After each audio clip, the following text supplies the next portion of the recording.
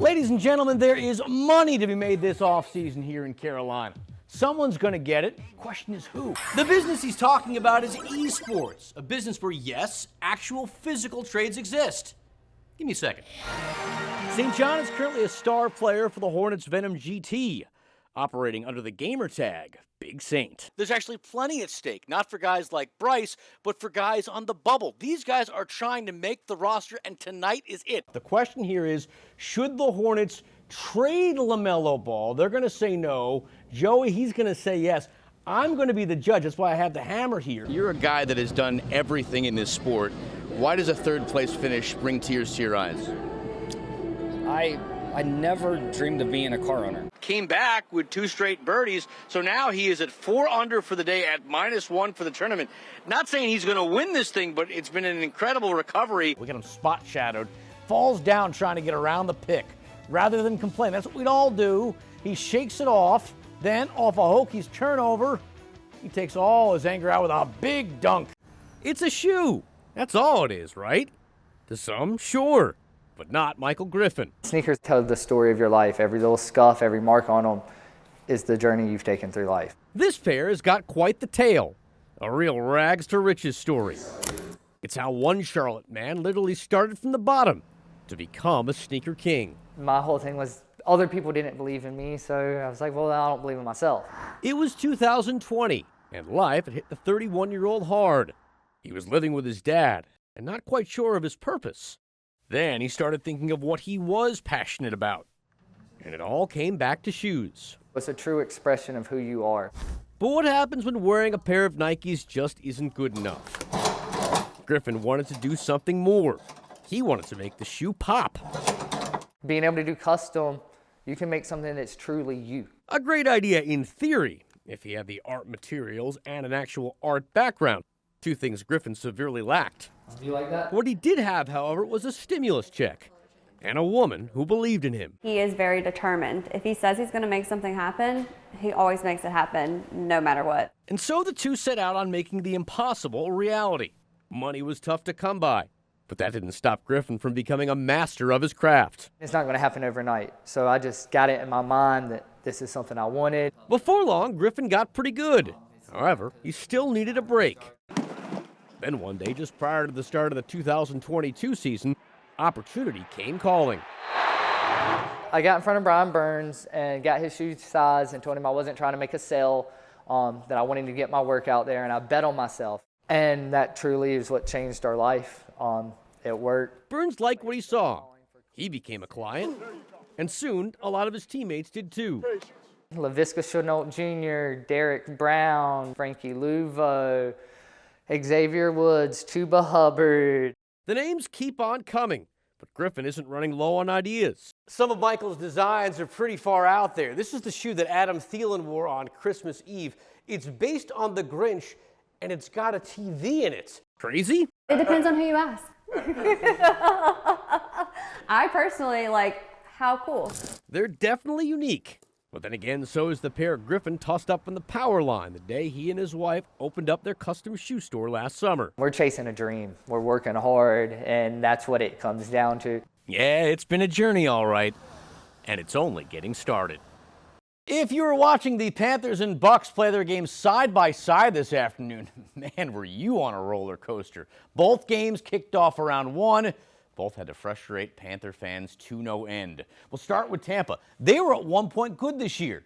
Now they're not. Back in the second quarter, they were having all sorts of problems. Miami, who was leading 17-7 at the break. While that was happening, Carolina was holding its own against the best team in the NFC. The Panthers and Seahawks were actually tied at 3 going into the second half. Remember, a win would have clinched the division for Carolina over Tampa, but that never happened. In the third quarter, Carolina suffered a major meltdown. Right after they picked off Sam Darnold, Chuba Hubbard fumbled the ball. It would lead to a touchdown. Seahawks led 10-3. Next drive for the Panthers, they looked to respond, but look what happened. Bryce Young throwing, he's going to get picked off. Julian Love with the interception. Seattle getting it back in Carolina territory, and they would cash in moments later. Darnold, 1 touchdown pass on the day. It happened on this 17-yard strike to A.J. Barner. 14 straight from the Seahawks. They were up 17-3 going into the fourth. Panthers would go on to lose this one 27-10. And if that weren't bad enough, the Bucs lost to the Dolphins 20-17. So a lost opportunity for the Panthers, and now it all comes down to next week. Win that game, the division is Carolina's. After an up-and-down season, maybe it's only fitting it ends that way. For more on what happened, though, today at the bank, we send it back out to Gabe and Gia. That's just great football, and so I'm really proud of him for, just playing with the kind of effort that we were expecting from him. Man, it sounds like Panthers rookie Nick Scorton made a real good impression in his first ever preseason game. In the loss to the Browns, he finished with 2 tackles. However, it was the play in which he didn't get the hit that had everyone talking. We're going to pull it up right here. It was in the second quarter with the Browns driving. Their rookie quarterback, Shedeur Sanders, tried to make his move. There you see number 11, Scorton, cuts him off. Sanders going to come back the other way. He thinks he's seen the last of Scorton. Football field, 160 feet wide.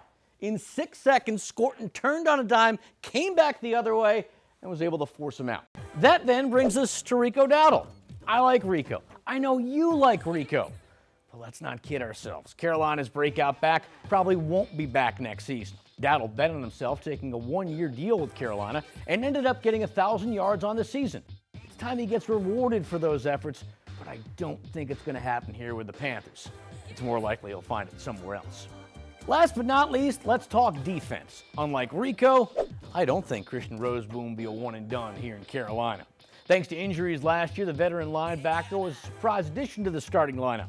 With Trevin Wallace often dealing with injuries himself, Roseboom stepped up and ended up leading the team with 122 tackles over 15 starts. Granted, he was a liability at times in coverage, but overall, Carolina was better when he was out there. Folks, the clock is ticking. The negotiating window starts Monday. Signing period begins Wednesday the 11th.